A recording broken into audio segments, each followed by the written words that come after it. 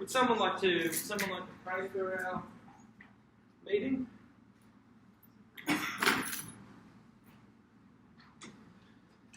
I will. Father, as we do something a bit different tonight, I just pray that maybe even a slight shift in structure might, I don't know, in some way make us more receptive to the truths that you want to reveal. Maybe even make us feel more comfortable to participate in conversation. I really pray that there would be Lord, that your Spirit would manifest itself in such a way that we would just be peaceful and calm and relaxed and able to feel confident to just talk and chew your word and see whether or not we can't strain out of it the truths that you want to settle in their heart and mind. Amen. Okay, so we're going to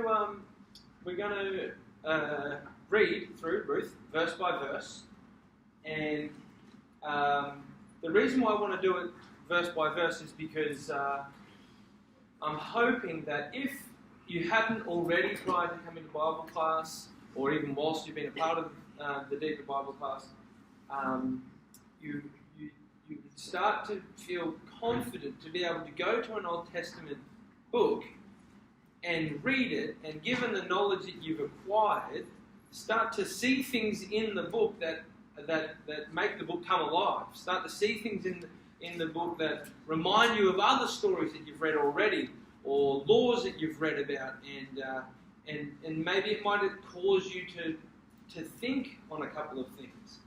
And even if we read through and we come across a particular verse or even word that you think triggers anything, shoot your hand up or interject if no one's looking to see hands, because I think we'll be all blessed by the different insights that everyone sort of has for the book. Now, doing this, sort of hopefully it will encourage those of you that maybe have been a bit nervous to do something like this, that you all actually know a whole lot more than you really think you know. And you're probably much more capable of drawing out the theological themes of a book than you've ever really thought you were capable of doing as well. So look, I hope it works. I think it will. We trialled it last year, and I think it went well when we did it last year, so we're not doing it again. And then ultimately, so one, hopefully this builds your confidence in your prior knowledge of Scripture, which informs the historical and cultural understanding of the book of Ruth in the now. Two, that you're able to then read a book and be able to draw out the themes from the book. But then three, also be able to go to any book in Scripture and preach the gospel from it. You might remember every church has done Acts, so I'm going to assume that if you've been to church before, you've heard the story of the Ethiopian eunuch, and I think it's Philip who's strolling alongside him, and he hears the eunuch reading from the Old Testament. He's reading from Isaiah 53, and the eunuch, Philip says to the eunuch, you know what you're reading over there? He goes, how can I? I've got no one to tell me. And he said, And so the Scriptures say, starting from that point in Scripture, Philip was able to lead the Ethiopian eunuch to the gospel. And I believe every single one of these Old Testament texts, we've done it, haven't we? We've drawn direct links and lines to the fulfillment of it in Jesus. And so that's the threefold plan of tonight. Bit of confidence, drawing out some themes, and then also sort of practicing drawing a link between what we're reading and Jesus. Okay, so we'll probably go by paragraph by paragraph. I understand some people hate public reading of Scripture, personally doing it, so you don't have to do it. But if someone thinks, we should give Andy a rest, I'll look after at that point, just jump in. But let's start with Ruth, chapter 1, verse 1. And it says, in the days when the judges ruled. So, we haven't got to the end of verse 1 yet, but I'm hoping there is some in here that are able to give us a bit of an idea of what was it like when the judges ruled. Everyone was doing their own thing and there was no king. Okay, moral subjectivity, good. What else? Yeah, lots of killing. Yep. Lawlessness. War. Sorry? Immorality, right, yep. There was a delivery. Okay, so God was being gracious still? He was still delivering his people? It's not like God had abandoned his people? Okay, what else? Where were the Israelites living? Okay, so they're in the promised land, that's good. It may just be that if you had done, some Old Testament study and you came to the book of Ruth and somebody said in the days when the judges ruled, you have no idea of even the geographical location of where Israel is at this point in time. You guys all know where that is now, right? Yeah, in the promised land. That's awesome. That's helpful to understanding the rest of verse 1. Or 2 maybe, I might be getting a bit carried away. Here's verse 1. Okay, so we've got a bit of a clue about the culture. Historically, it says it's the judges are ruling. So if they had a king yet, no, certainly they're not being led by their prophet Moses yet. So we've basically, last week really covered all the context required to understand the first half of verse 1. Anyway, it says, there was a famine in the land. Is that triggering anything? Sorry, was that Carolyn? Oh. In Leviticus, when God's saying, be obedient and do what I say and worship me, I'll give you rain in the right seasons and you'll have lots of crops. But if you don't, I'll make the land dry up and you won't have, no matter how hard you work, you won't harvest anything. Wow. Yeah. Oh, yeah. Sorry, I totally forgot. Yeah, sorry, Gay. I'll give you one, Gay, as well. Yeah, you got to catch it. If you drop it, you don't get it. Remind me, there were others that missed out before. Sorry about that. Okay, so but that is really important. How many of us, prior to doing a little bit of Old Testament study, would have looked at the first 2 stanzas of the first verse and had all of that in our head? That's right. It's that point in time where the place is completely corrupt. And God's still active, but it seems to be that the understanding from their law is that when there's a famine, it's directly linked to their behaviour. Sorry, let me put that in the positive, because that's actually not true. Famine doesn't necessarily mean that they've been disobedient, but their disobedience did necessitate some kind of punishment. And even that, this book actually is creating a nuance in that understanding too, because on a corporate level, they were punished for their immorality. But this is a book about some individuals, which is speaking to how there are nuances between what God does with a group of people as opposed to individuals. Okay. God can bring about his purposes. Right, so the cycle of apostasy educated us on that idea, that God's oppression would then would cause people to repent, and their repentance would lead to deliverance, and then deliverance to peace. Look, this is awesome. You guys are smashing it. Okay, so, but more than that, so Brianna, that's really good. So you've gone to some law literature. What about some narrative? Whenever we hear about famine in the land, what happens after? Blessing. Okay, probably. I better give you a chocolate. You've got to tell me why blessing. Through faith. Okay, all right. So you're jumping to the end of the story. All right. So if a story starts with famine, at the end of the story there is a character who displays faith and there is blessing. But there's something that happens in the middle.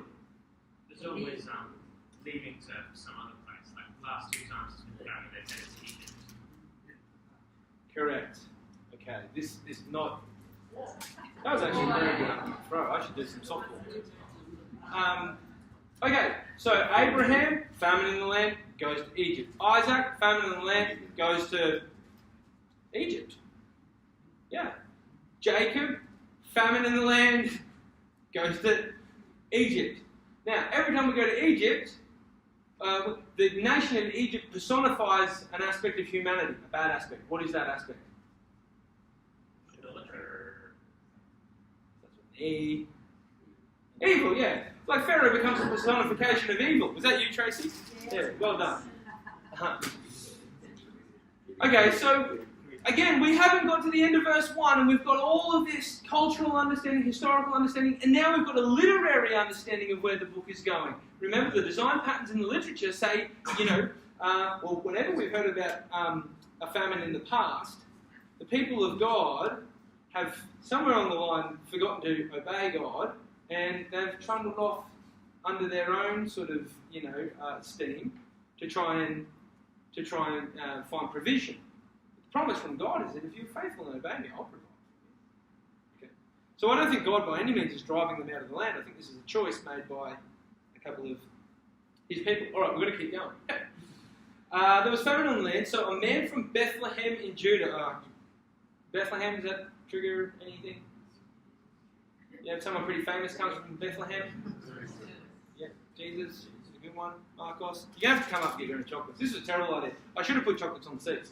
Right, I'm going to have a go at this. Glenn, if this hits you, it's yours. Oh, no. Well done. Okay. I know. I heard her whisper that. As he caught it, she said, "That's mine." Okay, sorry. All right, so in Bethlehem, together with his wife and 2 sons, went to live for a while in the country of Moab. Okay. What do we know about Moab? The Moabites live there. What do we know about the Moabites? Where'd they come from? Lot. This is awesome! This is so good. Okay, I'm very excited. And because we know they're from Lot, we know that they came from a pretty sordid affair, didn't they?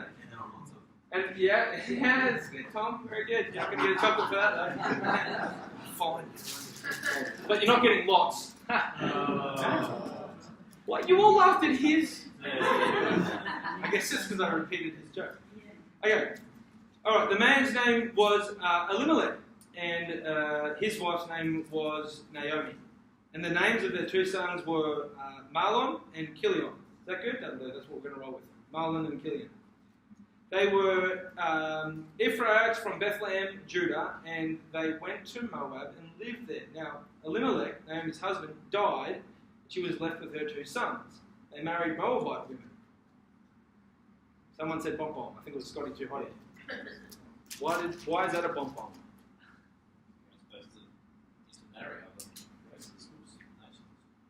Okay, so that's an explicit law.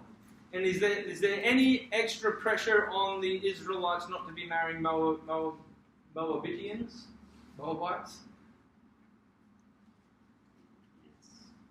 Yes.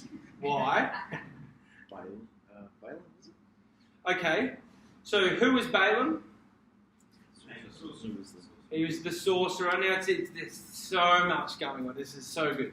Balaam. Remember Balaam was a prophet of God? Was he a good prophet or a bad prophet? Bad. But, sorry? He didn't really have a choice in that. Being bad. Well, when he tried to curse them. Well, he didn't have any choice in that when he was good, because God caused him to bless the Israelites when they were sitting in the plains of Moab before they went into the promised land. But what I love about Balaam is that he was like a witch doctor kind of, but he still prayed to Yahweh. Like he knew the personal God Yahweh. And Yahweh still talked to him.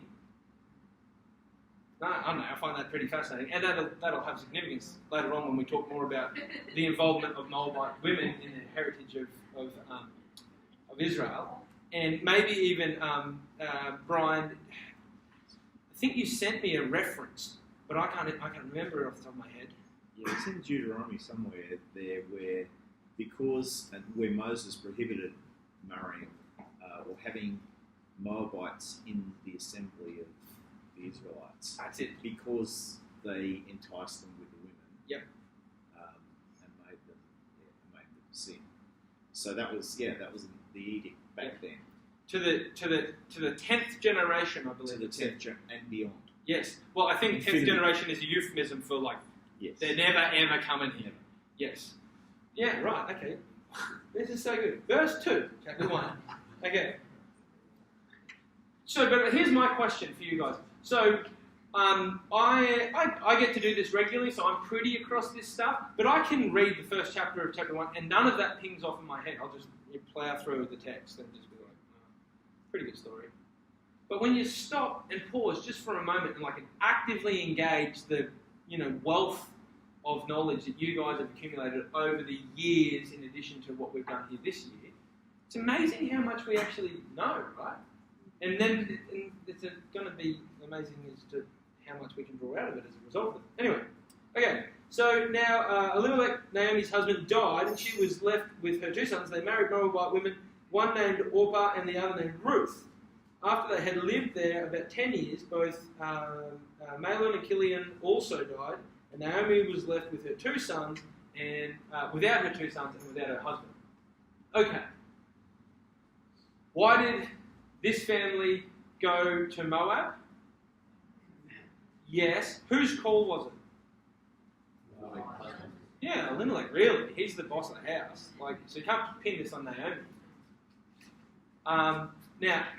Now, what do we get from the text? Do we assume that Elimelech died as a result of his disobedience? Doesn't really say it, does it? And remember, we've got to be careful when we read narratives that when our focus doesn't immediately get anchored in the characters. What we're looking for is how Yahweh responds to the behavior of the characters. Because the first question we ask when we read the text is, what does this reveal about God? The secondary one is, what does this reveal about me? Okay, good. So maybe this is God's punishment. I don't know. We're going to read to the end of the book to find out whether or not that makes any sense. Maybe this is just a result of the natural causes and consequences of sin in the world. But we'll read along. Okay, when Naomi heard in Moab that the Lord had come to the aid of his people by providing food for them, she and her daughters-in-law prepared to return home from there. Now, at the top, we'd said there's nothing to necessitate, there's nothing that necessarily tells us that the famine was a result of Israel's disobedience. But there's a line here, it says that the Lord had come to the aid of his people, which sounds very similar to what he was doing in Judges. Sorry, yeah, sure, we could go to Egypt, but Judges is probably more immediate. Absolutely. So it does. It sort of sounds like, well, maybe this is taking place during one of those periods, those cycles of apostasy. We're not sure which one, and lots of people far brighter than you or I have spent their lifetime trying to work out which one, and no one can come up with any kind of consensus. But that does further educate us on the cultural context, the historical context of what's going on here. So despite a disobedient nation, we're now going to get a story which, if you've already read it, appears to reveal how God responds to the faithful ones. Okay, with her 2 daughters, so Naomi with her 2 daughters-in-law, they left the place where they had been living and set out on the road that would take them back to the land of Judah. Then Naomi said to her 2 daughters-in-law, "Go back, each of you, to your mother's home. May the Lord show you kindness, as you have shown kindness to your dead husbands and to me. May the Lord grant that each of you will find rest in the home of another husband." Okay, tell me about the significance of that little verse. Why would Naomi send these girls home? They weren't welcome. Okay, 2. So they're not welcome. No inheritance. No one to provide for them. That's what she said. You need a husband. Remember? We've got women who are owned by a father or a husband or a master, and so they've got no prospects. Certainly alien women living in Judah, that would be extremely tough because no one's allowed to marry them. So it's basically signing yourself up for a life of abject poverty. And so Ruth does what appears to be the right thing. She says, "You've got to go." So then Ruth kissed them goodbye, and they wept aloud and said to her, "We will go back with you to your people." But Naomi said, "Return home, my daughters. Why would you come with me? Am I going to have any more sons who could become your husbands? Return home, my daughters. I'm too old to have another husband. even if I thought there was still hope for me, even if I had a husband tonight and then gave birth to sons, would you wait till they grew up? Would you remain unmarried for them? No, my daughters. It is more bitter for me than for you, because the Lord's hand has turned against me. Okay, before we get to the Lord's hand has turned against me, again, Naomi, obviously conscious of the fact that your what did I call it earlier on this evening? Your retirement fund was basically your son. We've gotten away from that in our culture because we outsource social welfare, and it's like, if your kids don't want to look after you, that's fine, you'll get looked after somewhere else, which is probably a shame in the long run. Like, in the whole, in individual cases, it's probably a very good thing because some sons are jerks.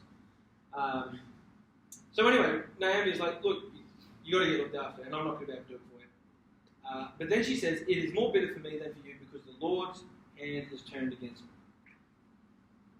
Who's got something to say about that particular verse? Pretty bitter because God's taken everything off her.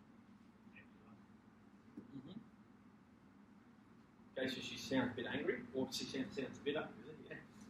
Not necessarily that happy. Okay, but it's not necessarily that happening. It could just be, well, she's saying that, she feels like God's against her, but that's how a lot of people feel when bad things are happening. Okay, Was her perception. yes. Yep. Maybe she sees them as a burden. That would be good. It will definitely be a burden. If she feels responsible for them, she's got no capacity to earn any kind of a living, so they're all going to be beggars or gleaners. Yeah. If you think your husband died and his son died, it's quite likely to become depressed or really depressed. Like, Yeah. if you just think of the natural, that happening. And then the whole thing of she's got to go back, she knows life's going to be so hard for her. I reckon she'll be pretty depressed. Yeah, even at the end of the story, if you consider that she had lost her husband and two sons, like, it's still something really difficult to deal with. Like even after a long time, like it's something that she had to get some healing.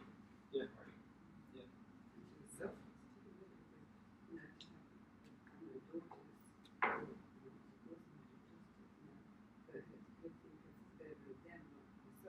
Yeah. So that's interesting because, look, I haven't had a huge personal battle with depression. I think maybe a year ago I had my first taste of it, and it was pretty foul. And so if there's anyone in the room who struggles with it, I don't pretend to know your pain, but I think I had a window into it. And one thing I noticed was that I became quite selfish in that moment, not as a intention, but just because I was so focused on the internal struggle, and so the last thing I was thinking about was like, how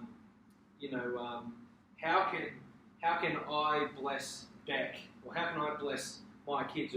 Ruth, if she's struggling with depression, she's at least been able to go, and depression, not necessarily like what's the difference? The clinical version of depression, and then what you would expect to be the normal reaction to anyone who's just lost their husband and two sons, right? I don't know what the distinction there is, but it's still, whenever you're grieving, you're quite focused on yourself. And again, I don't say that in a derogatory sense, that's reality.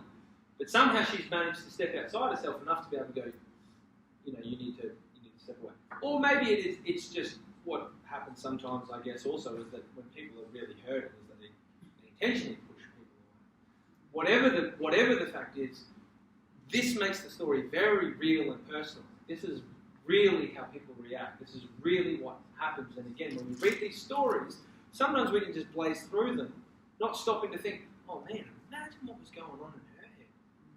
Imagine the pain and anguish. Anyway. It's interesting that it's a first-person response, Yes. as opposed to in Judges, you've got the narrator saying that this is what happened. God turned his face against them, whereas she's saying God's turned his face against God's punishing. Yep. So why is that so important though? Why is there a difference? It's got a different feel to it. The whole the story, or the way it's presented, I mean, that's part of the difference in the way it's presented. But yeah, it's got a different feel to the State of Judges. Yep. In the narrator doesn't have as much input into it. It's more like a play, I suppose. Yeah. Yes. Right. I think that just alludes, like, that's just our perception again. Like, in Judges it was said that was the case, then we can sort of assume that was the case. Yep.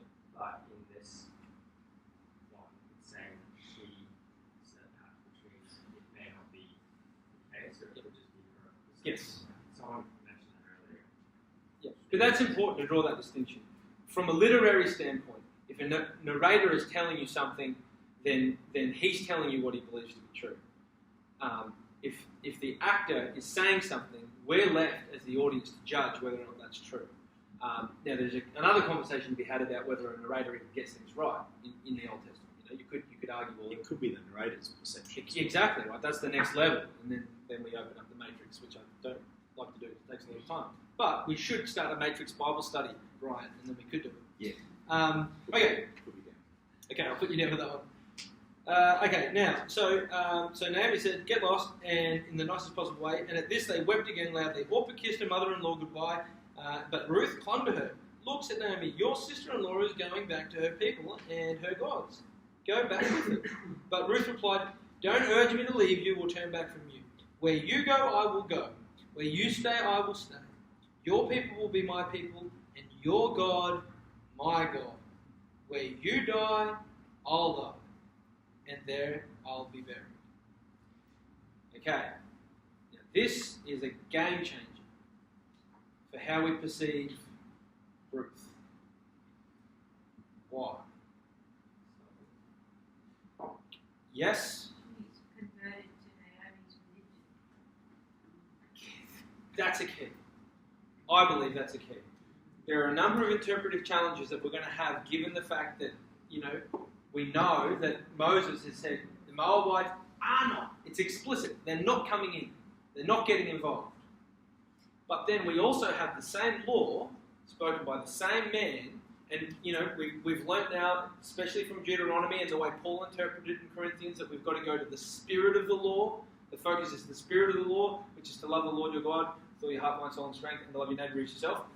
Yes, Rod? Remember the woman that she said even the dogs get the crumbs for the master's table. Right. So again, there is like an abject lesson in faithfulness. Trust and hope and faith in God, that's what the law is meant to lead to, right? This kind of relationship with God. And so where he sees people behaving like this, he's pleased with it. The law also stipulates that if you get converts, that you're to welcome them in. In fact, even if you just get sojourners, which is the idea of somebody who does, it's not someone who's necessarily like in transit through your land, but they're in transit, they're just going to stay in your land for a while. So they're sort of hanging out for it. So they're basically a citizen, but they're not a... Yeah, Gold Coasters, I guess. That's probably a good example of it. People who come, we're not going to stay forever, and then they end up staying for a long time. You're meant to look after them, provide for them. It's like one of the only cultures. Again, I need to go and do a bit more of an ancient Near Eastern culture study here, because I'm not sure whether or not they do the Levirate marriage, and I wasn't sure whether or not they did the same kind of social welfare that the Israelites did. But this is a book that describes exactly how that plays out. That you're meant to look after people from outside the land as well. So there's a bit of a tension. Well, can she come in or can't she? She's an Moabite, but she's an alien. Well, I think the key is that she is a convert. And so that changes the game. Okay. All right, so Naomi says, may the Lord deal with... Oh, no, sorry, this is Ruth still speaking. May the Lord deal with me ever so severely if even death separates you and me. When Naomi realized that Ruth was determined to go with her, she stopped urging her. So the two women went on until they came to Bethlehem. When they arrived in Bethlehem, the whole town was stirred because of them. And the women exclaimed, can this be Naomi? Naomi said, don't call me that. She told them, call me Mara, because the Almighty has made my life very bitter. I went away full, but the Lord has brought me back empty. Why call me Naomi? The Lord has afflicted me, and the Almighty has brought misfortune upon me. So Naomi returned from Moab, accompanied by Ruth the Moabite, her daughter-in-law, arriving in Bethlehem as the barley harvest was beginning. Okay. As the barley harvest was beginning. The narrator here goes to lengths, I believe, to omit any mention of God. In the dialogue, we hear about God all the time. The narrator doesn't say anything about God. He does like to write about coincidences a lot. Okay? Ruth and the Moabite, her daughter-in-law, arriving in Bethlehem as the barley harvest was beginning. Huh, what a coincidence. Someone? Anyone? No? Yep. So I just point out that something was about to happen. I think so. Which should come as a bit of a surprise.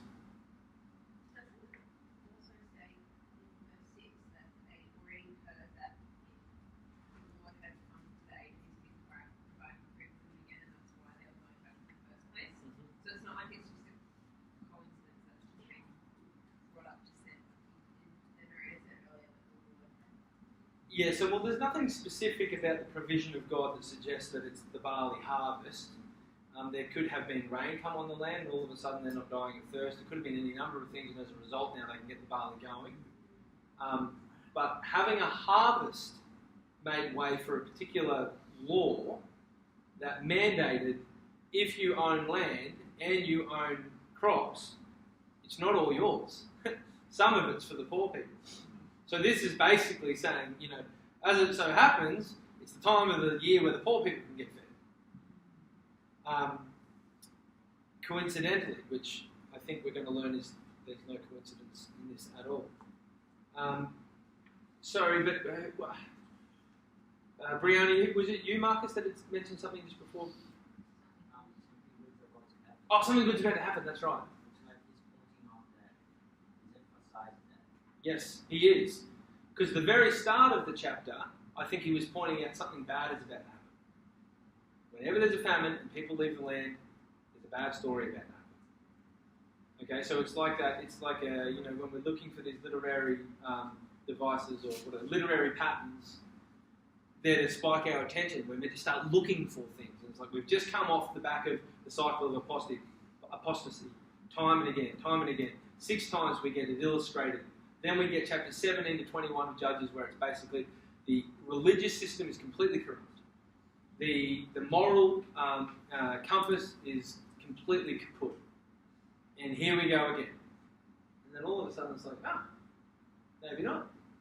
It says in the study part too, during the harvest there's jobs for men and women. So it sounds like she's just about to get find prosperity, find a job probably. Yep. Yeah, that's helpful. Has everyone got a study Bible? Can I hold that up real quick?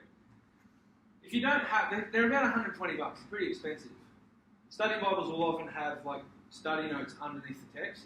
I'd be surprised if you haven't seen one before. If you haven't got one, I think these are just so helpful. We've got to be careful that you read the text and not the study notes primarily, but sometimes you'll just get stuck on something and in your mind you won't be able to move forward because you're like, what the heck is that? And most commonly, if you're thinking that, whoever wrote the study notes is pretty switched on and is like, yeah, this is going to be something people are going to struggle with.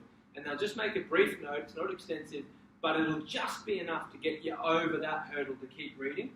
And then it may also just offer a couple of cross-references so that it can, rather than doing what me and Brian have been doing tonight, going, oh yeah, it's like back in Deuteronomy there somewhere. It'll give you a specific chapter and verse to be able to go back and cross-reference. And that'll just sort of help you map in your mind how the different themes line up from book to book. So it's worth the money, hey. If it's the Word of God, $120. Sell a sibling, you'll be right. Okay. Now, Naomi had a relative on her husband's side, a man who's standing from the clan of Elimelech, whose name was Boaz.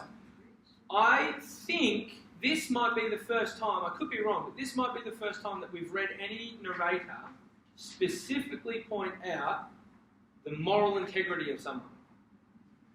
And now, I've said this 1,000 times, when we read the stories, we're not looking for the moral virtue of the character, we're looking at how God responds to the way they behave, whether it's good or bad, that's left up to us to judge. This, I think, is one of the first times where we've got a story where it's like, pay attention to this guy. There might be something about this guy where we can draw direct, sort of like life applications. Yeah, like those. Joseph is a good one, good example, yes. Correct. All right, let's keep going. And Ruth the Moabite said to Naomi, "Let me go to the fields and pick up the leftover grain behind anyone whose eyes I find favour." Naomi said to her, "Go ahead, my daughter." So she went out, entered the field, and began to glean behind the harvesters. Okay, so the Leviticus 19 is where we get this rule mandated. I don't know how Ruth knew about it. Maybe it was something they were doing in Moab as well. The deal is, if you've got the farm, you can't harvest all the way to the edges. You've got to leave whatever is on the edge of the farm for the poor people to come and pick themselves. Now, just as an aside, the social welfare of the ancient world wasn't like, okay, you rich farmers gather up all the wheat, sell all the wheat, then apportion some for the poor, and then go give it to them. That's not how it worked. It was like, they've got to get up and go and get it. And that's not to say, you lazy people, you have to get up and earn it. It's to say that God created us, right in chapters 1 and 2, for work.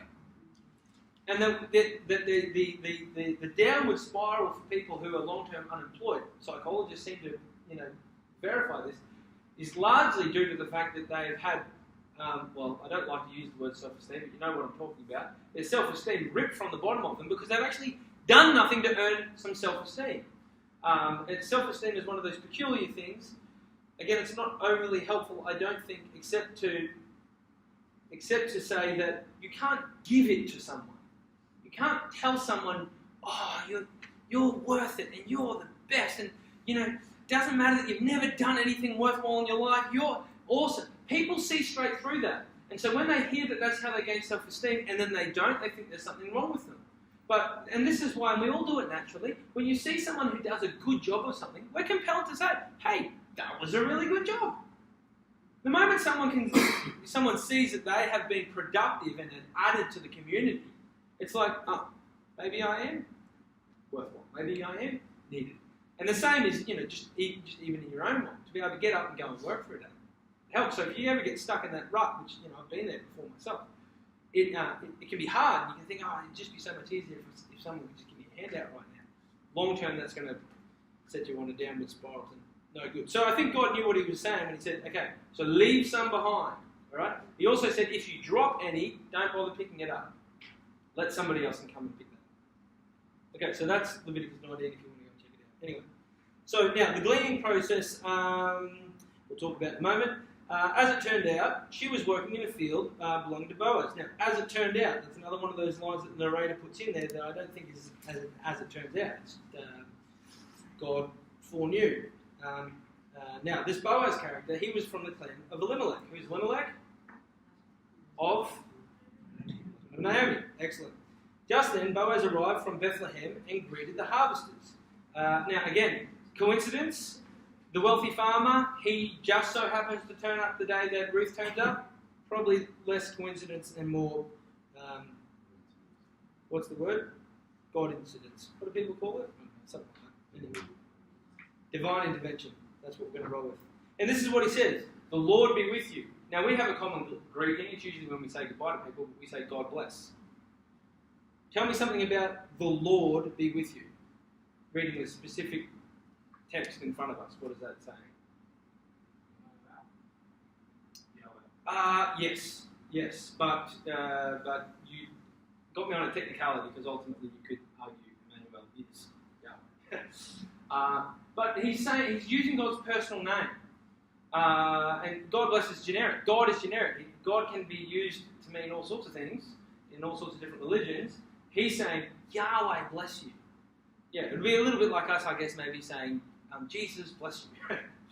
But it's specific and it's saying something. This guy has a personal relationship with God. He refers to God with his personal name. And he wants these people blessed. "The Lord bless you," they answered. Boaz asked the overseer of his harvesters, "Who does that young woman belong to?" Quite chauvinistic, really, isn't it? But we understand the cultural context now, and we understand that that's not what he's trying to get at. The overseer replied, "She's a Moabite who came back from Moab with Naomi." She said, "Please let me glean and gather among the sheaves behind the harvesters." She came into the field and has remained here from morning to now, except for the short rest in the shelter. Okay. Every time Ruth has been mentioned so far, she's been mentioned as a Moabite. So we are not to forget, despite the fact that she has converted, she is a Moabite. And this is very important for us when it comes to drawing out some theological themes. Remember, I may have mentioned, I hope I have, when we're looking for theological themes, we're trying our best not to impose them on the text and then go looking for it to appear in the text. But where we see things repeated, that is indicating to us something. And so far we've had a couple of things repeated. One, as it just so happened. It's telling us something, you know. It's almost telling us that God has got his fingers in things. Maybe that's a theological thing. God has his finger in things. The other thing that's repeated is that Ruth is a Moabite. Okay, so in a very general sense, what is a Moabite as compared to an Israelite? Not part of the covenant promise. Thank you. Beautiful. Who can give me some kind of new covenant? There it is there. I don't know how to ask the question, but that's it there. Jews and Gentiles. Okay? Moabites and Israelites, they're like Jews and Gentiles. That's interesting. Someone's reading this as you're walking along the road and they ask, how can I understand this? I don't know what it means. And you can say, let me tell you what that means. Okay, we can get straight to the gospel. Alright, the overseer replied, she's Moabite, then so Boaz says to Ruth, now, not referring to whose property are you, as he did in the previous verse, he refers to her as my daughter. Listen to me. Don't go and glean in another field and don't go away from here. Stay here with the women who work for me. Watch the field where the men are harvesting and follow along after the women. I have told the men not to lay a hand on you. When somebody says something like that, what can we assume of the men? They like to lay their hands on women. There's no point warning someone, don't touch that unless you're confident that they're going to go and touch that. Okay? I think this just brings the story alive again. It's like, imagine this world for a moment. You've lost your husband. You've turned up in a foreign land that you know doesn't want you in it. You're living a destitute life with your mother-in-law. I don't know how many girls in here would be like, oh yeah, that'd be alright. Just go shack up in a tent with my mother-in-law with absolutely no prospects in a foreign land. That sounds great. And then go work in an environment where it's likely that you're going to get abused. Because that's the story. This is the story. This is Ruth. This is your story. So slavery was stamped out a couple of hundred years ago, apparently. Except that there's more slaves in the world today than there ever has been in the history of humanity. It's just not legalised anymore. But the illegal slave trade is still going on. Like, it's a real thing, and we can... what am I trying to say? There is no evil thing in this world that won't find its solution in the gospel.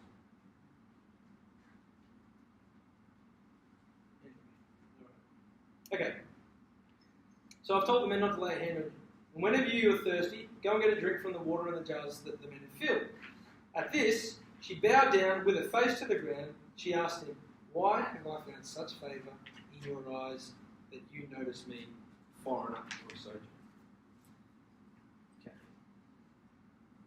What? Okay. If the narrator is accurate in saying that Boaz is someone that we can look to as some kind of virtuous guide, or moral compass, what in the way he has behaved looks like our God, looks like the Christian God. Compassion. He's doing something for someone who can do nothing for him. Yes. I would give you another chocolate, but someone laughed at my joke before and I used it. Okay, so, alright.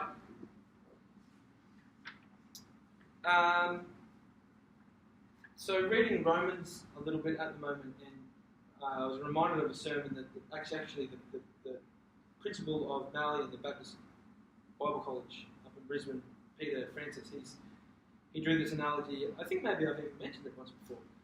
If you get pulled over by a police officer and he goes, oh, you were doing 30 k's over the speed limit, and so that's $500 and 10 demerit points or whatever it is these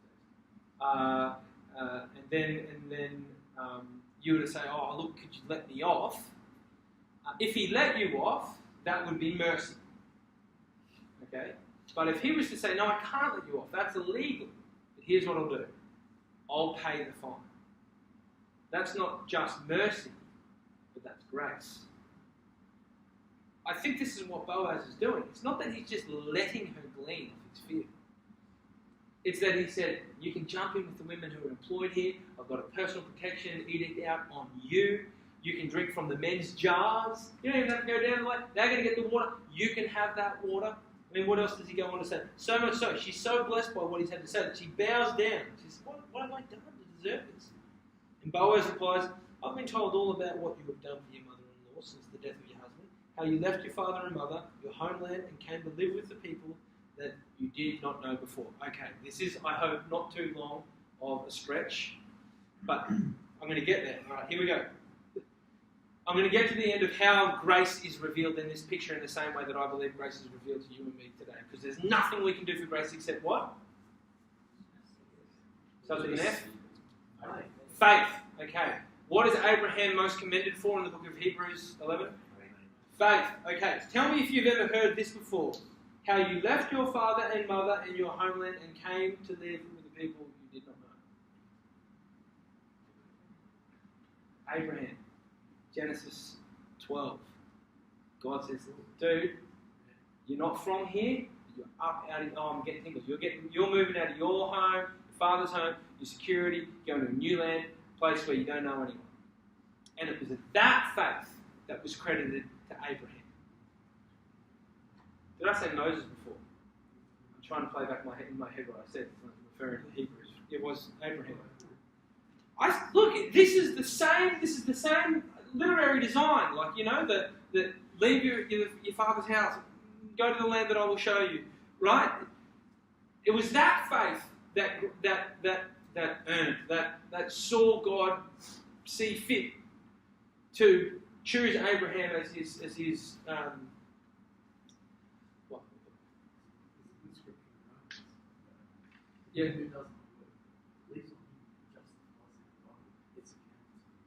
Yes. Well, there it is. This is Boaz doing that. He's basically saying, "Listen, love, because of your faith, you said no. I'll do your God. I'll do your land to the death." That's why this is happening to you. I think this is pretty special. I mean, the authors in the Old Testament, if anyone's going to make that accusation that they're primitive, you can break this out and just go. Actually, there's a really good story about how. I think it was in the 1800s or something. Oh man, I might link the video because they'll do it way better than me. But essentially, there is a guy that's gone to a school of literature, and he was a Christian, and he got laughed out of class because they said, "Oh, that old book, I can't believe you can read it. You know, the Enlightenment, we're so much better than that." And then he was like, these idiots have never read the Bible. Obviously, had they would know it's the greatest literary work of all time. And so he just completely plagiarized the book of Ruth, but just swapped out some names. And then he got like standing ovation or something, you know. Like he reads this thing, and they're like, they ran on about the beautiful simplicity and all this crap that people come up with to try and describe like it's just a good story. And he's like, yeah, straight from the Bible, you idiots. It was awesome. One of those gotcha moments. And as Christians, we really shouldn't be looking for those. But gee, let's satisfy when they happen. Okay. All right. So, may I continue to find favour in your eyes, my Lord. This is what Ruth is saying to Boaz. Oh, here's another really beautiful one. It says, you have put me at ease by speaking kindly to your servant, though I do not have the standing of one of your servants. Totally just humbling herself before this guy who's showing her mercy and grace. It reeks of the contrite spirit of a newly converted Christian, that humility before God. Anyway, so at mealtime, Boaz said to her, come over here and have some bread and dip it in the wine vinegar. She sat down with the harvesters. He offered her some roasted grain. She ate all that she wanted and she had some left over. As she got up to glean, Boaz gave orders to his men, let her gather among the sheaves and don't reprimand her. Even pull out some of the stalks for her and leave bundles. Okay, so again, this is a God I know, all right? There's a lot of times that the Bible reveals things about God, and I'm like, yeah, I don't get that bit. But this is the God I know. Not only has He shown mercy and grace in seeing Ruth come to see herself as the daughter of Boaz. He says, my daughter. But then He goes on like above and beyond. He says, come on over and eat with us now. Come and enjoy the spoils.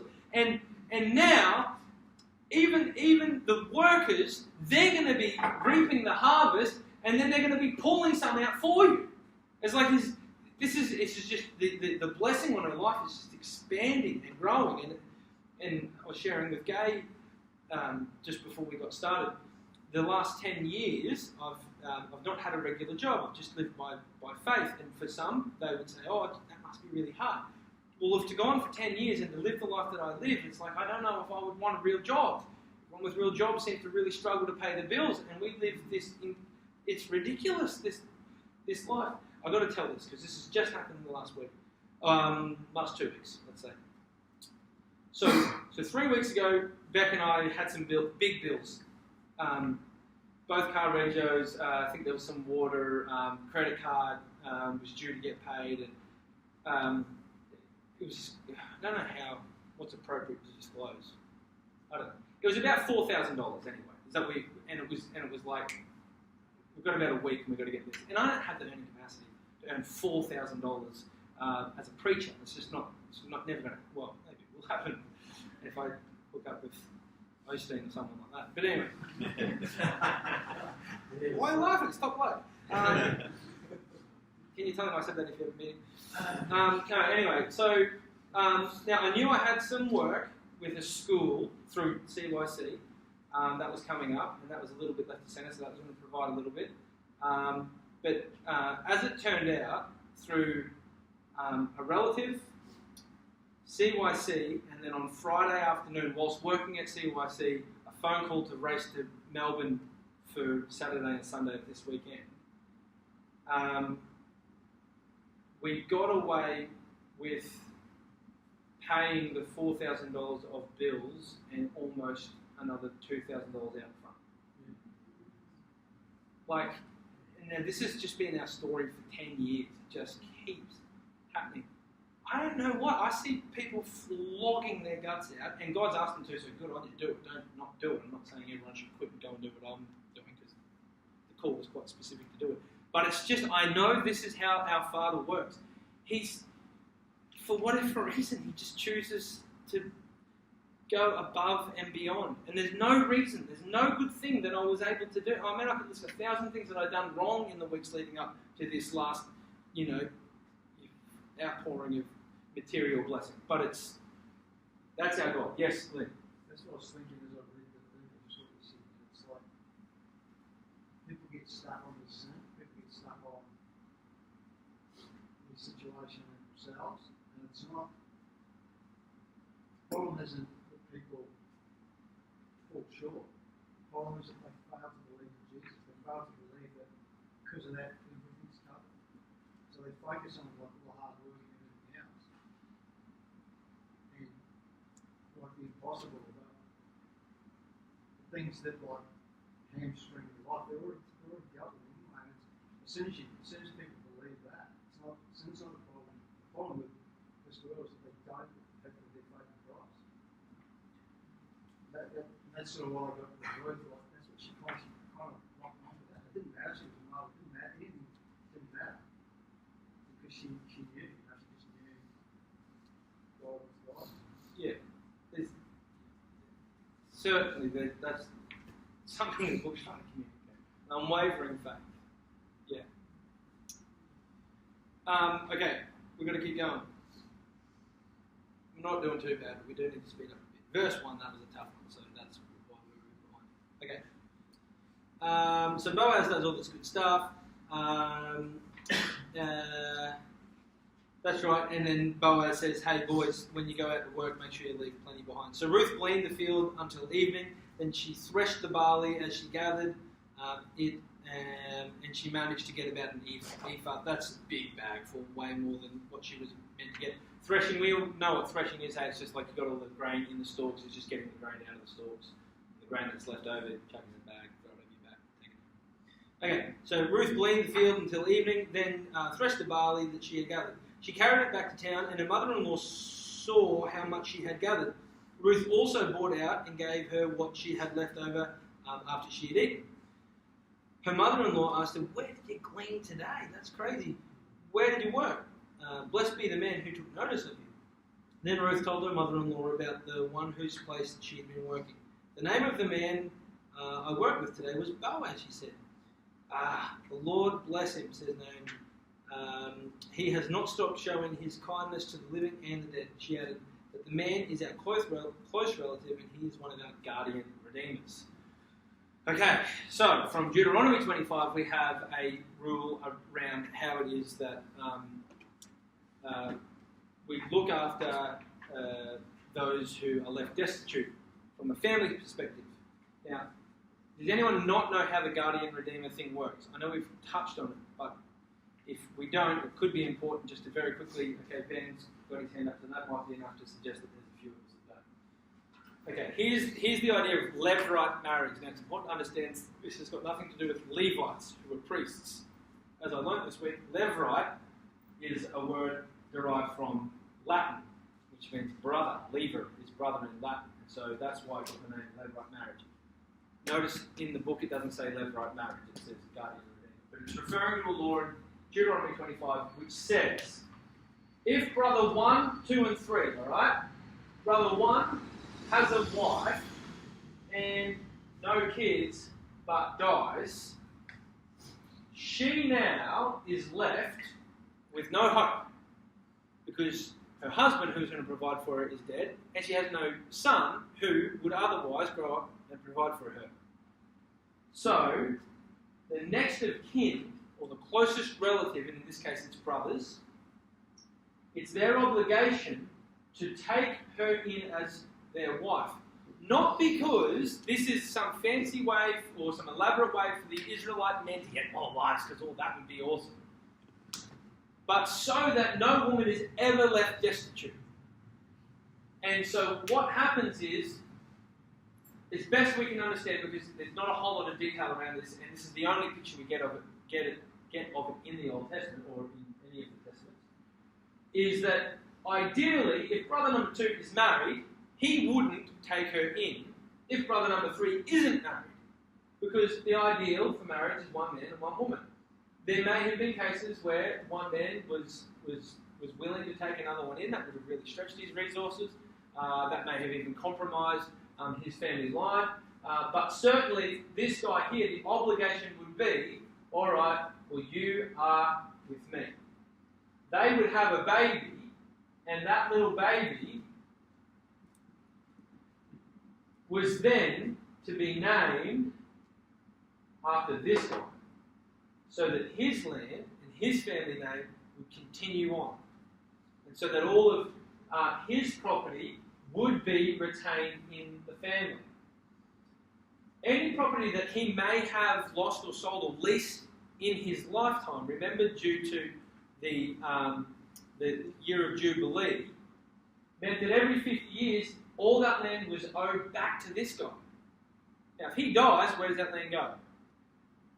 Well, this guy's baby, even though it's really his, takes his name, and so he gets to carry on his family's name, and all the land and possessions get returned back to him. Sorry? Because you can't officially sell the land. No, that's right. It's only ever really a lease. Yeah. And even Deuteronomy goes on to say you adjust your price given how much time there's left before the year of Jubilee comes up. Because you're not going to sell your land 1 year before the year of Jubilee at the same prices.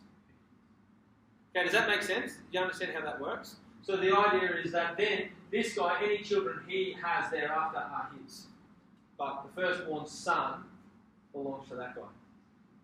Okay, so that's sort of what's going on. Alright. So that's what Ruth is referring to. She's like, he's the next closest relative. Alright? So then Ruth, the Moabite, again, just making sure that we haven't forgot the fact that she's from Moab, she said, well, he even said to me, stay with my workers until they've finished harvesting all the grain. So Naomi said to Ruth, her daughter-in-law, it will be good for you, my daughter-in-law, to go with the women who work for him, because in someone else's field you might get harmed. Don't worry, Mum. It's all good. He's already got that sorted out for me. So Ruth stayed close to the women of Boaz to glean until the barley and wheat harvest were finished, and then she lived with her mother-in-law. Okay, into chapter 2. Chapter 3 now, believe it or not, if you look at the structure, it's structured almost identically to chapter 2, except the scene is set in the field, not in the day, but in the evening. So it starts off with one day, Ruth's mother-in-law, Naomi, said to her, my daughter, I must find a home for you where you will be well provided for. Understanding, obviously, that she needs some kind of, a husband to sort her out. Now, Boaz, with whose women you have worked, is a relative of ours. Tonight, he will be winnowing barley in the threshing floor. Wash, put perfume on, and get dressed in your best clothes. There is an idea here that she's been in her clothes of mourning ever since her husband died, and so her best clothes, I don't know how, what the wardrobe looked like, but maybe best clothes isn't overly accurate, and it's just get in not mourning clothes. Let the man know that you're available. Plus, put on some nice smelling stuff that you stink. Well, they would have, hey, it would have been so gross. Then, you ever think about that though? Like walking around in sandals. Have you ever walked around in sandals with a bit of dust and sweat in your feet and then sniff your sandal at the end of the day? You don't even need to. You just got to put your nose above your sandal and like the 6 feet rise, still pungent. That's just what it was like, hey? Ugh. Okay, so wash, good idea. Put on perfume and get dressed in your best clothes. Then go down to the threshing floor, but don't let him know you were there until he is finished eating and drinking. Just some good, solid, practical wisdom, hey? Don't bother the man until he's finished dinner. You think I'm being comical? Let's just read the next verse. It's exactly what she's saying. When he lies down, note the place where he is lying. Then go and uncover his feet and lie down. He will tell you what to do. Okay, now this is a very confusing verse. It's not the next verse where we find that she's not joking. It's when it actually happens. So this is just the dialogue. Naomi saying, "Here's what you need to do. Go and uncover his feet." This is it. Why? Why is uncovering the feet going to do? Different people think different things. Maybe I'm a bit more sorted than most. I think this was a very specific come on. This was like wash yourself, smell good, look good, and then go and uncover his feet. It seems that uncovering one's feet is a euphemism because it's used in Exodus, it's used in 1 Samuel, it's used in a number of the prophets, but I'll have to get you those references later. Where it's used in Judges chapter 3 with Ehud, the story of Ehud. Where you cover your feet or uncover your feet, it's exposing your nether region. So if you're going to the bathroom, you're covering your feet. And so something is quite literally, no, just uncover his feet. And there was something in the uncovering of his feet that caused him to wake up later on in the evening. We'll read about that in a moment. And maybe we should to get there, and then we'll talk more about it. But I think something else is going on here. Here's a plan. Here's a woman who's like, look, you need to get married. And we need to come up with a plan for you to get married, you know. So anyway, Ruth says, all right, well, I'll do whatever you say. But keeping in mind that this, as far as even today, this would be wildly forward. You're putting yourself out there. Hey, you're really putting yourself out there. Go to where all the men work, and even where the men sleep, and go and look real good, like irresistible, and then go and, like, people would be thinking maybe the word like slut or something might get used of a woman who would do something like that, right? Okay, maybe not. I would have thought that's certainly something that someone would have tried to accuse, the poor innocent girl of. It's like, what is she getting at? What is she trying to do? If, say, for instance, okay, let's put it like this. A girl had done that, and then a man had made an advance at her, people would be very willing to say, well, what an idiot, why would you go and do that? Of course that's what a man's going to do, all right? Not to excuse abhorrent behaviour on the side of men, but it's just to, like, illuminate the foolish behaviour of some women. And it could be done vice versa. If you're going to do something like this, after a man has had a good feed and he's drunk, I don't know. I reckon Naomi knew exactly what was going to happen, but others disagree. People like to sanitise this stuff, I think. Anyway, so she says, I'll do whatever you say, Ruth answered. So she went down to the threshing floor and she did everything her mother-in-law had told her to do. Then Boaz had finished eating and drinking and was in good spirits. All right? He went over to lay down at the far end of the grain pile. Ruth approached quietly, uncovered his feet, and lay down there. Now, if the uncovering of the feet was simply to make him aware that he was there, it didn't work. Because he lays down there and falls asleep. He falls asleep, and in the middle of the night, something startled him. Maybe a good-looking, smelly woman. I don't know. But certainly not. It would say that she uncovered his feet and all he was cold and then he woke up. The word, as far as I can tell, where it says startled him and he turned around, it was like he was frightened into an involuntary action. It was kind of like, you wake with a fright, you sit up or something like that. That's the kind of thing. So again, just uncovering someone's feet doesn't do that. Certainly if you've done it, then they fall asleep, you do it, and then sometime in the middle of the night, he wakes up. Now, I might be making more of this than is there, but still, just imagine for a moment. Imagine being Ruth. Just laying there. Like, for how long? Sun goes down at what? I don't know, like 6, 7 maybe? And it's like the middle of the night now, so we've been waiting around for 5 hours. This is what Naomi told me to do. I'm just going to chill out here, I guess. Alright, anyway, okay. So Boaz says, who are you? And then Ruth replies, I'm your servant. And then she says, spread the corner of your garment over me, since you are my guardian redeemer. Well, you're the guardian redeemer of our family. Right. Now, the spreading of the corner of the coat. Ladies, I hope you enjoy this. So, I think it was Exodus where God the Father, Yahweh, refers to himself as carrying Israel out of the land of Egypt like an eagle does on his wings. Now, the only eagles that do that are mummy eagles. So it's an allusion to the feminine, nurturing side of God the Father, like Yahweh God. It's not like God the Father's not trying to say God the Mother, but I'm trying to say that God, being neither male nor female, embodies all good things in both men and women. And here is God in Exodus saying, I carry you like a mother carries her children. The same kind of like spreading or covering used in that terminology is used here when Ruth says, "Cover me with your coat." It's like Boaz has an opportunity to embody that feminine nurturer to spread his wings over Ruth.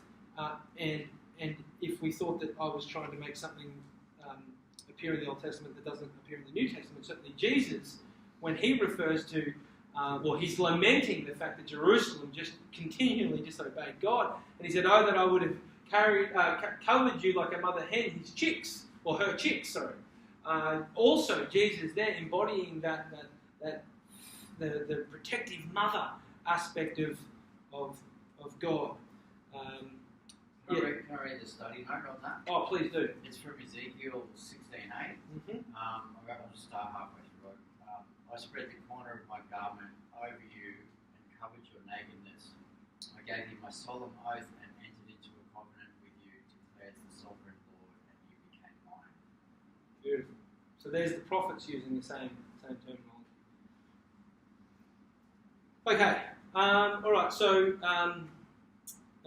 she's basically she's proposing at the very least to Boaz, which is a woman to a man would have been wildly countercultural, and the fact that she was a Moabite as well, also countercultural.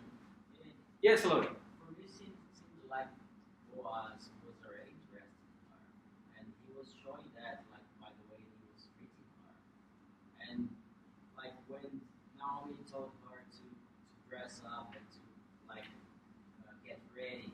And like she was advising her, like let him know that you are a body. Yep. And yeah, for me it seems like not that she was putting herself like out that way, but she was just saying, look, I'm a body with personality. So certainly the case can and maybe should be made that Boaz has done everything he can on his end to sort of, say, hey, listen, I'm a pretty good guy. But there's nothing in my mind that suggests that the way for her to appropriately respond would be to sneak up on him in the middle of the night after he's had a big feed and he's drunk. That's where the fact that the euphemism for the uncovering of the feet is also used to speak of uncovering, your private parts, or covering your private parts in the opposite. To me, I just think it's a little bit more human than the perfectly sanitized story that we would want to peddle out of. Doesn't it show her mindset, though? Because in the natural, she'd be thinking, I'm unworthy, I'm a male body, I've got nothing, like, I'm a stranger here. Whereas Naomi and her both come up with that scheme. They just put aside everything you would go through their minds and to hell with it, let's just go. Yeah. And that's kind of what faith is. It's like, you might be up against it. And in the natural, everything's telling you, no, don't do it, don't do it, don't do it. But the reward of faith is so great, they just charge. Well, I think the faith, for my theory to work, the faith has to be put on Ruth, not Naomi. I think Naomi's the one that came up with the plan in her human desire to see Ruth looked after. So it might have been virtuous desire, but it was just poorly executed. Maybe they looked at Boaz kind of his, like, because of the way he displayed all the different things like grace and this and blah, blah, blah. Maybe they thought, we've got a chance of winning. Yeah.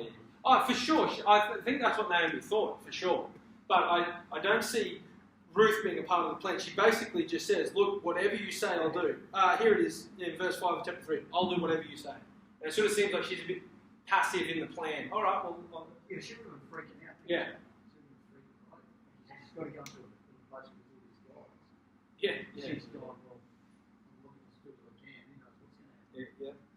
That's what makes me think it's more custom, because for an older woman, the Jewish woman, to tell her, the foreigner, what to do, and she said, okay, I'll do what you said. It sounds like this is some sort of a, custom that I don't know about it, but if this is what the Jews do, I'm not sure they do.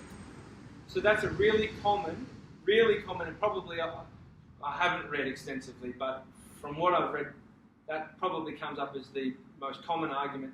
We don't know or understand the custom. We don't have any other example of it, but we can only assume that that's exactly what it is because of the way that Ruth and Boaz behave with all this virtue the whole way along. He sees it as a virtuous thing that she wants to marry an old man. Yeah. So and maybe I'm just trying to find something here, but what Boaz does is a response. Let's read it. And then, again, it just says to me, there's something else going on here. But we'll read it, and you guys can really disagree because this isn't the popular opinion, the one that I'm putting forward. The Lord bless you, my daughter, he replied. This kindness is greater than that which you showed me earlier. You have not run for the younger men, for richer or poorer. You have not run after the younger men, whether richer or poorer. And now, my daughter, do not be afraid. I will do for you all you ask. All the people of my town know that you are a woman of noble character. Although it is true that I am a guardian redeemer of our family, there is another who is more closely related than I. Stay here for the night, here it is, and in the morning, if he wants to do his duty as your guardian redeemer good, let him redeem you. But if he is not willing, as surely as the Lord lives, I will do it. Lie here until morning. So she lay there at his feet until morning, but got up before anyone could be recognized. And he said, no one must know that a woman came to the threshing floor. To me, I'm going, well, that can't be a cultural practice, that what she has done. Now, he does specifically say threshing floor. He didn't say anything about the fact he came and visited me in the middle of the night. Maybe there's something about that is a cultural practice, I'm not sure. But it just seems to me it's like one of those things like, look, everyone knows you're a really virtuous woman. Let's wait until the morning. In fact, we've got to wait until the morning for a couple of reasons. There's someone else, actually, who really has the the obligation to do this first. So just stay here, chill, and then first thing in the morning, get out of here. Don't let anyone see what's going on. So in this situation, Boaz is saying that he would be like the third brother in that illustration you did, and there's someone else who is like the brother number 2 or something. Well, if there's no woman, there's this guy with the goatee, and then Boaz with the mustache. And she only knows about Boaz, and he's like, I'd be keen, but really it's this guy's prerogative as to whether or not he wants to fulfil his obligation. And if he doesn't, then I'm up for it, Ruth, because you're a top babe. All right. You're a virtuous babe. That's what he said. Okay. When Ruth came to her mother-in-law, Naomi asked, "How did it go, my daughter?" Then she told her everything that Boaz had done. You can just imagine that conversation. How'd it go? Yeah, we used to do that. Mates would go on a date for the first time. They'd come back and how'd it go? But they would never tell because they're all gentlemen. When Ruth came to her mother-in-law, Naomi asked, "How'd it go?" And then she told her everything Boaz had done for her and added, "He gave me the 6 measures of barley, saying, don't go back to your mother-in-law empty-handed." Again, I'm maybe looking for things, but I just kind of reckon that's one of Boaz's ways of saying, I know Naomi is behind this. And you can play out times in your life where something like this has happened, and you're like, I know you're behind this setup. Okay, then Naomi said, "Wait, my daughter, until you find out what happens, for the man will not rest until the matter is settled today." And again, I think this is just Naomi basically saying, look, he's a good bloke. He's going to do the right thing. Chill out. This is all going to work out. Couldn't Naomi have said that Boaz needs to take her as a wife? Yes. I think the understanding is that she's too old to have kids. Right. That's no good anyway. Yeah, so she's no good. Which we know wouldn't stop God because he has a habit of unbarrening barren wombs. In fact, it's almost a suggestion that Ruth was barren as well because she didn't have kids. And then there's something in chapter 4 that alludes to the fact that God had to work miraculously. Didn't have to, but it just sort of, the way it's written, how she conceived, is that like God was involved in that and boom, she conceived immediately. Now, maybe there was something wrong with, who was it? Kilion, her husband. I don't know, but she didn't have a baby. So, but no, that's a good pickup. I've always thought, this would have been so much simpler if Naomi just married Ruth. Naomi. This would have been so much more complicated if Naomi had married Ruth. However, had she married Boaz, different story. Yeah. Hello. Can I share something? Please share. This last verse here, 2 years ago, Sam was reading this book, and when she came across this last verse, can you read again the last one? From chapter 3? Yeah. Now, Naomi said, "Wait, my daughter, until you find out what happens, for the man will not rest until the matter is settled today." Yeah, and she felt that God was speaking to her through this verse, but she had no idea what was happening. But in that very same day, I asked her if she wanted to marry me. Actually, it was night time for me that I was reading this, and in Brazil it was that day in the morning. Yep. So when he proposed, it was still that day for him, but it became morning for me. So until like an hour after that, I realised I was already preparing for that without me realising it. Pretty cool.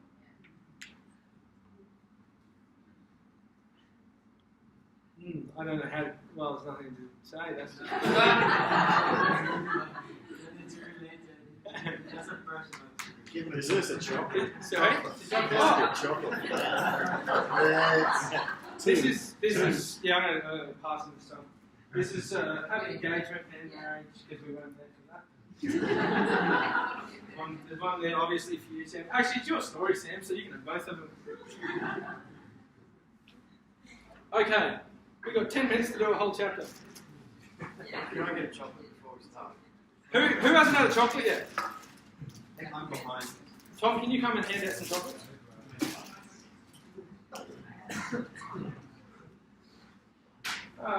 Karate? No, just my feet don't work very well. Okay, if you run out, there's another bag of chocolate.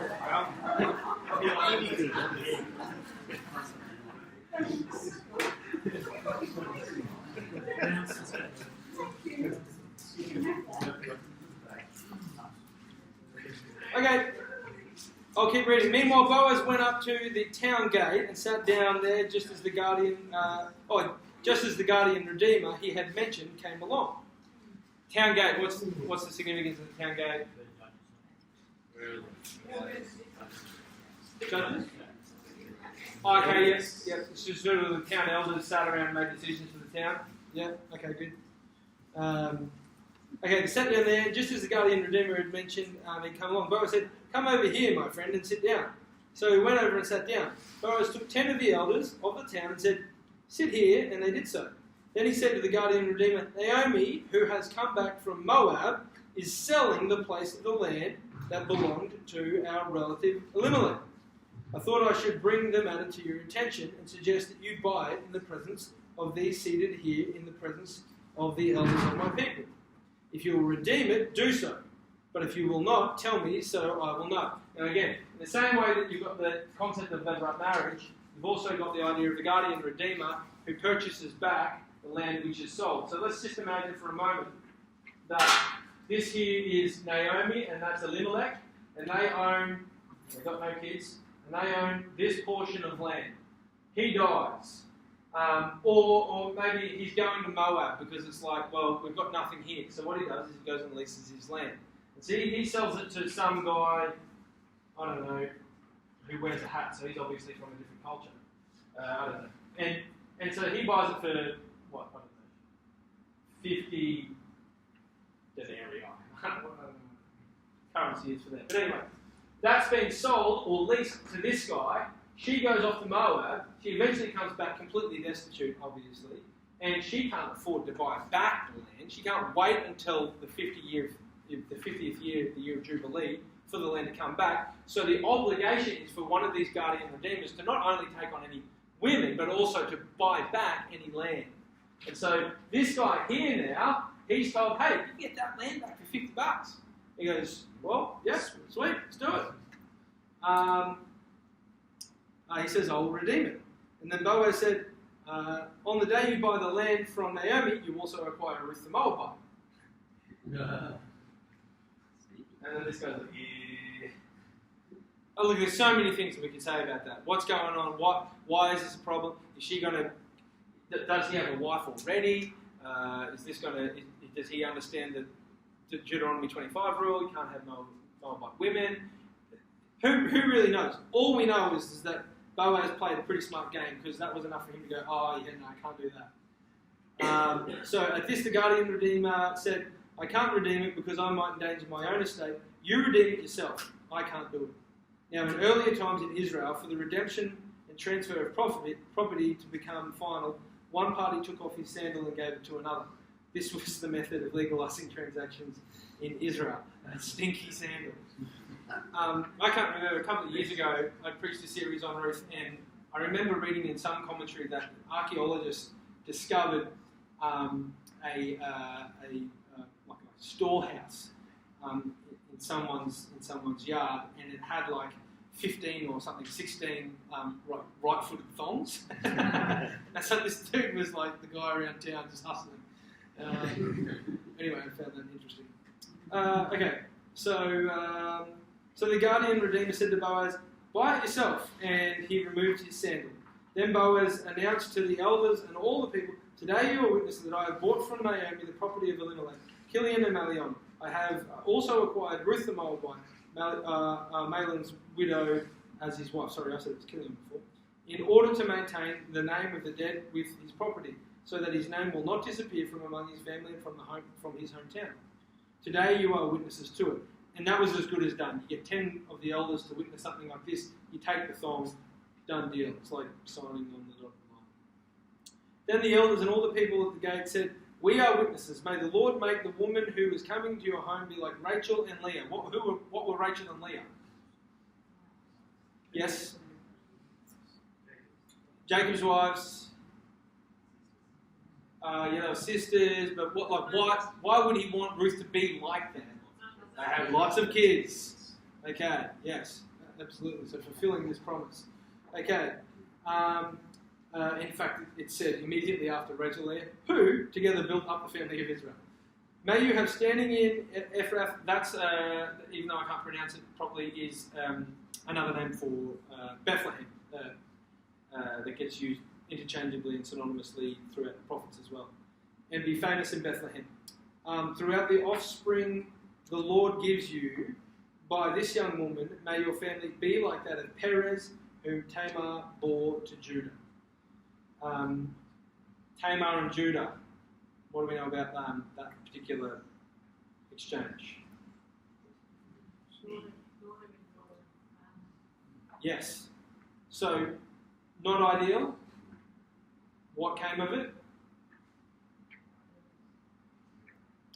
Yeah, like the line of Jesus, which they don't know about yet, but there's something about this not ideal situation that they're praying for in the consummation of Boaz and Ruth's marriage, which is also not ideal.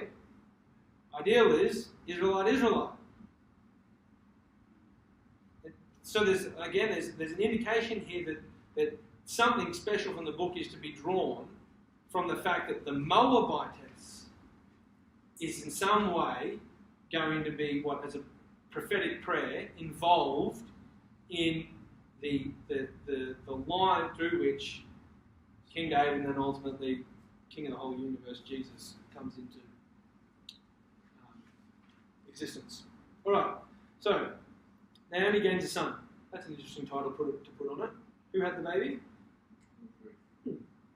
So Boaz took Ruth and she became his wife.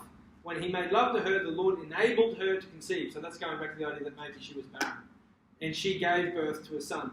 Irrespective of whether or not she was barren, the Lord enabled now, I think, is bringing to fruition what we were suspecting the narrator was saying about as it happened, as it just so happened, or as a coincidence. And now it's like, look, I think we've got the point. God's got his fingers in this. The women said to Naomi, "Praise be to the Lord, who this day has not left you without a guardian redeemer. May he become famous throughout Israel. He will renew your life and sustain you in your old age. For your daughter-in-law, who loves you and who is better to you than 7 sons, has given him birth." Then Naomi took the child into her arms and cared for him. So, all of a sudden, though Boaz doesn't marry Naomi, Naomi is the one that ends up with the son. Then Naomi took the child in her arms, cared for him. The women living there said, "Naomi has a son." And they named him Obed. He was the father of Jesse, the father of David. And then we get this peculiar genealogy. Remember, we've tried to persist with genealogies because though they are boring, they bear out some pretty fascinating things for us. This is then the family line of Perez. Perez is the father of Hezron. Hezron was the father of Ram. Ram the father of that guy the father of Nashon. Nashon the father of Salmon. Salmon the father of Boaz. Boaz the father of Obed. Obed the father of Jesse. And Jesse the father of David. A lot of questions get asked about why this book was put together. Remember when we read a narrative and something just randomly sticks up out of nowhere? We think, what's that there for? That is a good indication that it's there for a specific purpose and reason. So what is that genealogy there for? T.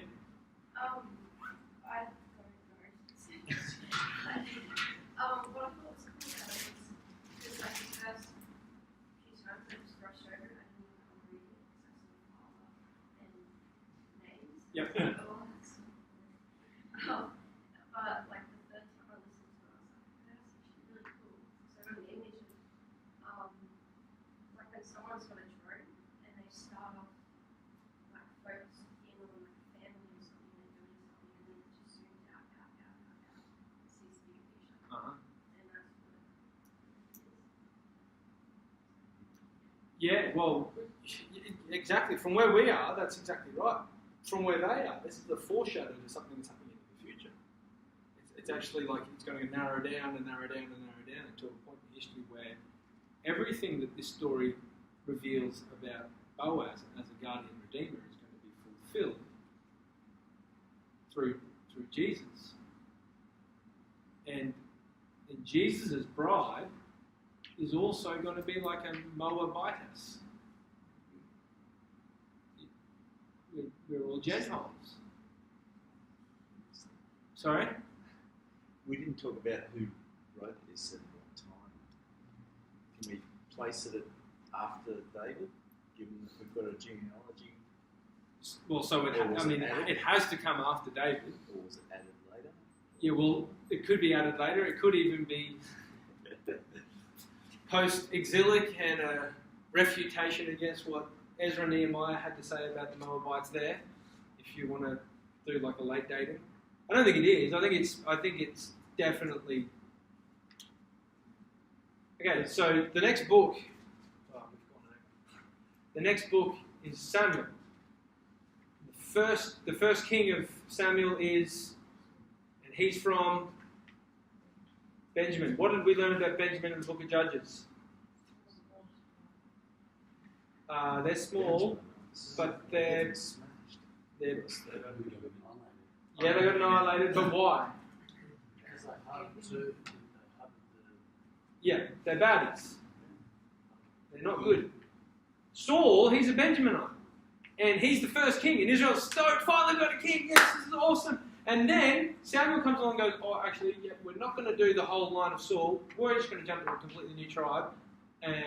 You don't know this, but I've anointed this little boy. He's from the tribe of Judah. He's from Bethlehem.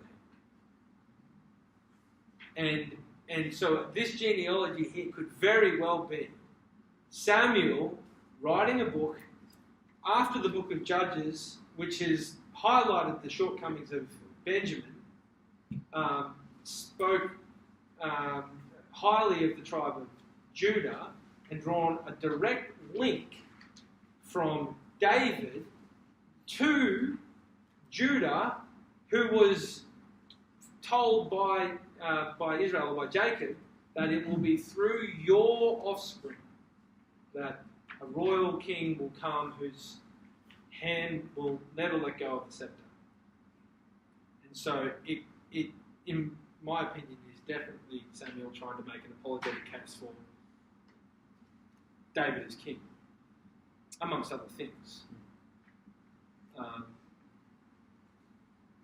Yeah, so that's what I think it's there for. But it could have been added later for sure. We don't have time to do it, but Ruth also in the Hebrew ordering of the Bible is in a very different place, and that causes other problems as well. Is that a genre thing, or is it? Because it finds itself in the wisdom literature or in the writings. Yeah, maybe. Look, if you're interested, there may be a little bit of homework for you guys there this week. But we're going to go into the next 2 weeks, 1st and 2nd Samuel. And so rather than doing context, content, and themes of 1 Samuel, and then context, content, and themes of 2 Samuel, we're going to do context of 1 and 2 Samuel.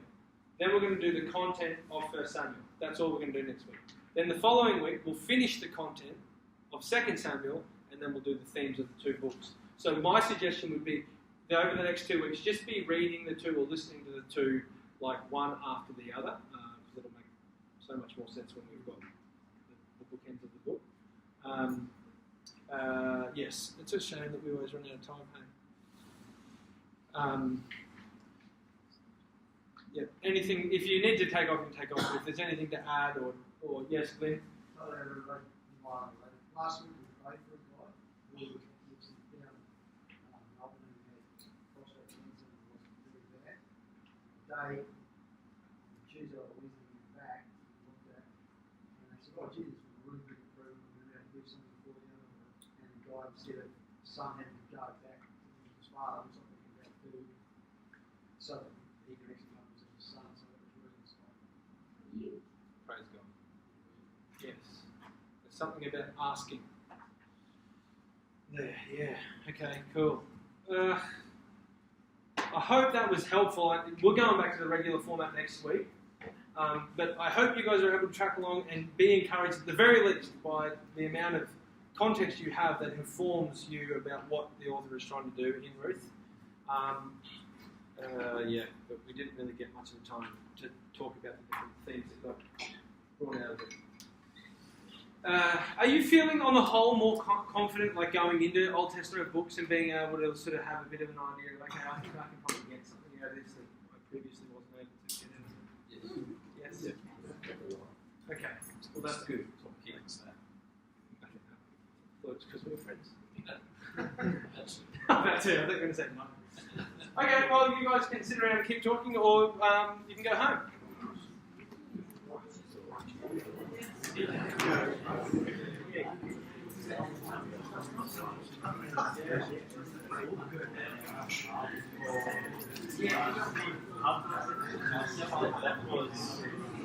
Oh, wow.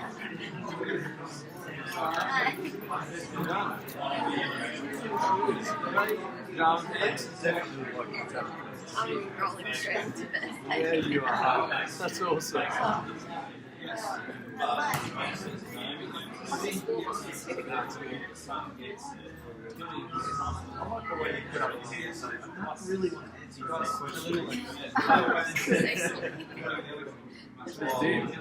That's the idea of putting Well, Oh, well. this is the Our problem. roles are differently now. The rules that we get into. Yeah. Or change. I did. Oh, yeah, that changed. Yeah. See you. Have a good week. Yes. Yeah, oh, for sure.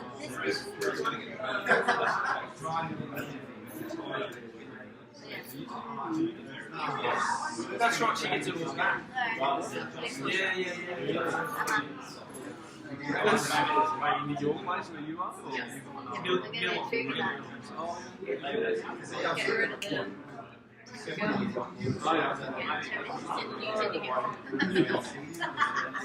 Yeah.